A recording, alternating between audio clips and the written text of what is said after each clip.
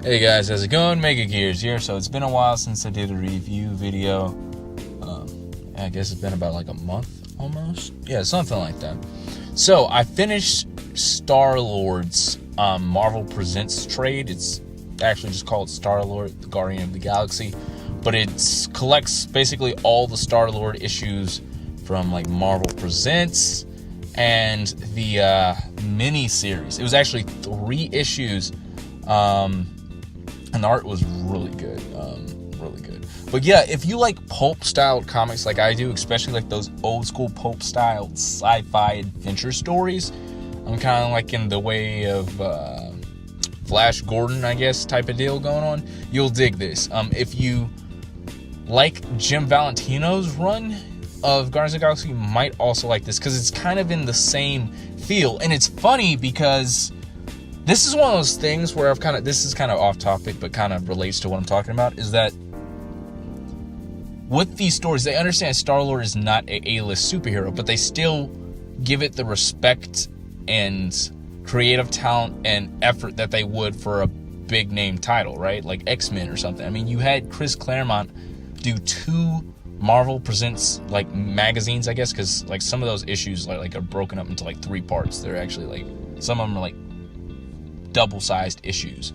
So you'll get that, and you'll have Claremont write an issue and then have John Byrne do the art, the pencils, right? And it's crazy because it's not rushed. Like, it's John Byrne at his peak art style. You know, some of the Fantastic Four run, the art was a little shoddy at times, but this one, it's like John Byrne firing at all cylinders. And then you get 2 issues with Carmine Infantino.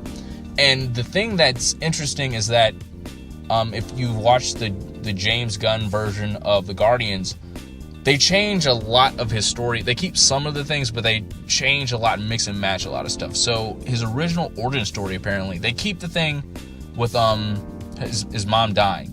But his mom gets killed by the Badoon, who's a race of aliens that were actually hired by Star-Lord's Jason of Spartax's uncle, so that he wouldn't have to worry about another successor taking over the Empire, because he wants it for himself, right? Because he's actually trying to have his father killed. So it's like this whole like coup for the throne and all this type of stuff. So Star-Lord's mom gets killed, and Star-Lord's just orphaned, and he basically tells the cops some aliens came. Of course, they're not going to believe him. And he has a chip on his shoulder, right? And he like studies its butt off to become an astronaut. So that's the thing that they change and completely like glaze over, and just they don't even go that route in the movies. And then later he kind of like is a jerk actually to get chosen as Star-Lord once he joins the space NASA. They have like a satellite, an outer satellite, which is like their research center where all the top astronauts go. So they're trying to do interplanetary space travel, but they're just not there yet. So there's this character named the Master of the Sun that basically picks Jason, Peter Quill, kind of, sort of, not. It's one of like victim circumstance. Like, he jumps in the way and wants to be chosen. And he kind of looks at Peter and he's like, you've got a lot of anger and vengeance in you, but you also have the potential to redeem yourself. That's kind of the whole mindset. Is Peter Quill's journey as Star-Lord is really him trying to redeem himself and fight his inner demons.